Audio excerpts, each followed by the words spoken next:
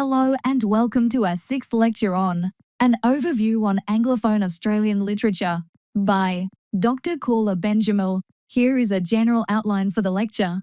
Now, let us begin with the introduction. Australian literature has long been intertwined with the nation's identity, shaped by its unique history, vast landscapes, and distance from Britain.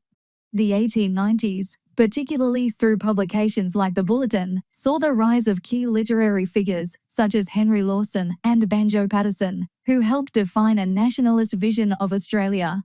This era focused on crafting a distinct cultural identity through literature, often framed as a new beginning for a young nation free from old world eras. However, Australian literature has also been shaped by tensions between local identity and international influence, particularly from Britain.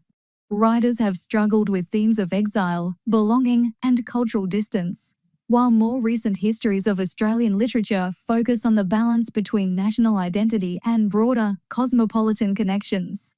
Despite ongoing challenges, Australian literature continues to evolve, reflecting the complexities of place, history, and global engagement.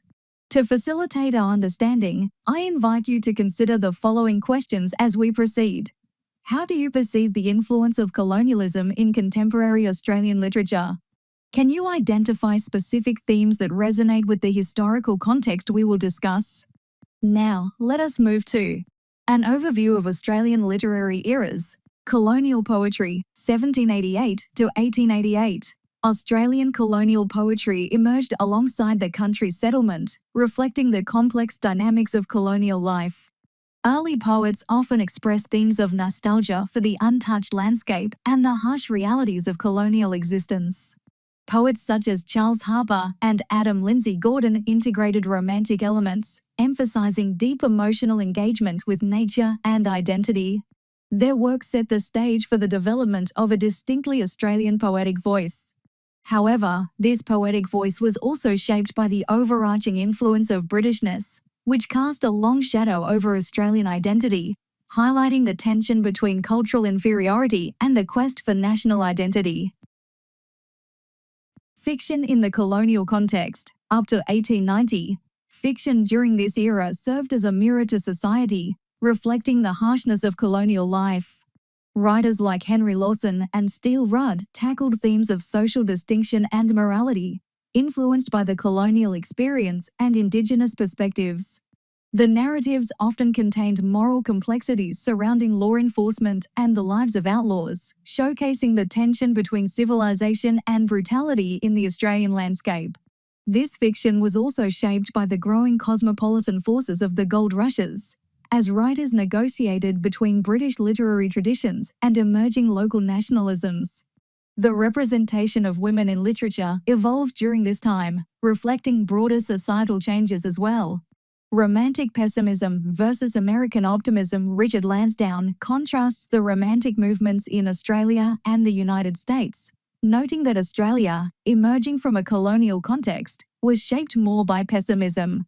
This divergence influenced literary expressions, where Australian poets and writers grappled with themes of nature and human destructiveness. The lack of early Romanticism's expansive ideals in Australia led to a unique literary tradition that highlighted emotional depth and landscape engagement. This struggle for a distinct identity, often intertwined with colonial legacy, reflects broader cultural negotiations between idealism and materialism that permeated Australian literature. Post-war literature and identity. Post-WWI World War I profoundly affected Australian literature and identity. Writers like Catherine Susanna Pritchard sought to redefine their narratives in light of war's harsh realities. The romanticization of rural life persisted, but the landscape was forever altered by the experiences of conflict. This period saw an increase in female writers who navigated personal and societal challenges while contributing to the national narrative. The legacies of colonialism continued to shape their works, as they sought to establish a distinct Australian voice amid ongoing influences from British literary traditions. Short stories, 1890s to 1950. The short story genre flourished during this time, heavily reliant on publications in newspapers and magazines. Writers like Lawson and female authors such as Tasma made significant contributions, with themes balancing national identity and international influences. The 1890s, often romanticised, were pivotal for Australian cultural identity despite economic and social challenges. This flourishing of short fiction was also marked by a growing literacy rate and the emergence of literary societies, which supported the colonists' desire for education and moral improvement. Theatre and drama, 1850 to 1950. The evolution of Australian drama revealed conflicting perspectives on cultural productivity. While early 20th century views painted the landscape as barren, modern scholarship highlights a vibrant theatre scene that included various genres and significant touring productions.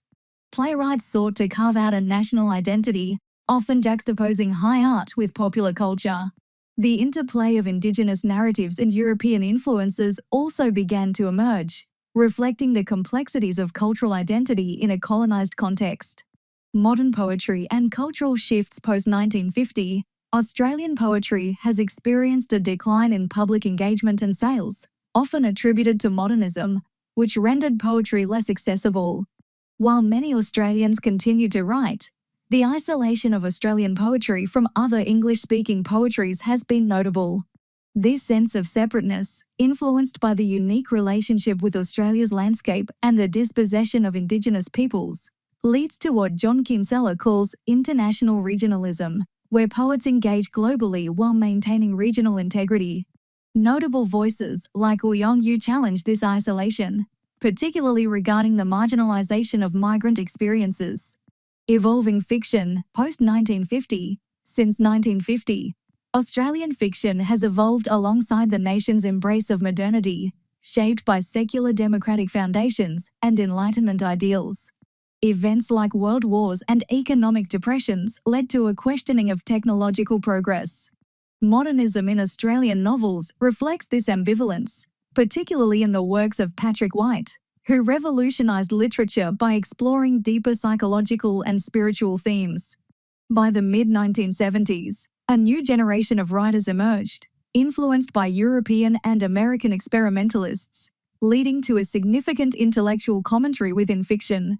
In the late 20th century, novelists began challenging benign accounts of white settlement, acknowledging the violence inflicted on Indigenous peoples and reshaping Australia's literary identity. Global influences and expatriatism, 1890 to 1950. Australian literature's formation was significantly shaped by global networks and expatriate experiences. Writers engaged with international dynamics, and figures like Clive James challenged the negative perceptions of expatriatism, framing it as integral to the development of Australian literature. This perspective emphasised the interconnectedness of national and global literary landscapes and highlighted how Australian writers navigated the cultural prestige of England, often facing disillusionment and grappling with their identities amid colonial influences. Expatriate experiences, 1880 to 1950. Peter Morton examines how Australian writers like Henry Lawson navigated the cultural prestige of England, often facing disillusionment despite their ambitions.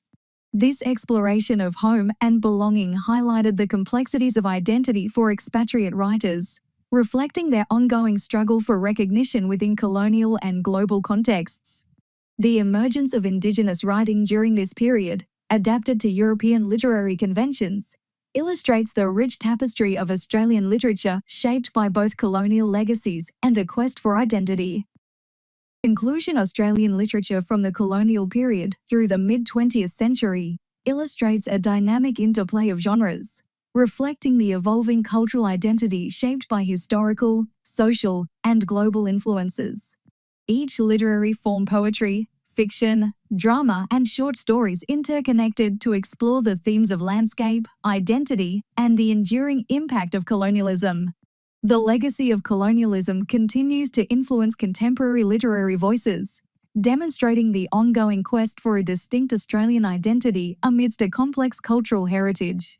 The evolution of poetry and fiction post-1950 reflects the broader tensions within Australian society, grappling with its post-colonial identity while navigating the challenges of global literary engagement. Works cited: Note that this lecture was recorded using Australian English. Thank you for your attention. Goodbye.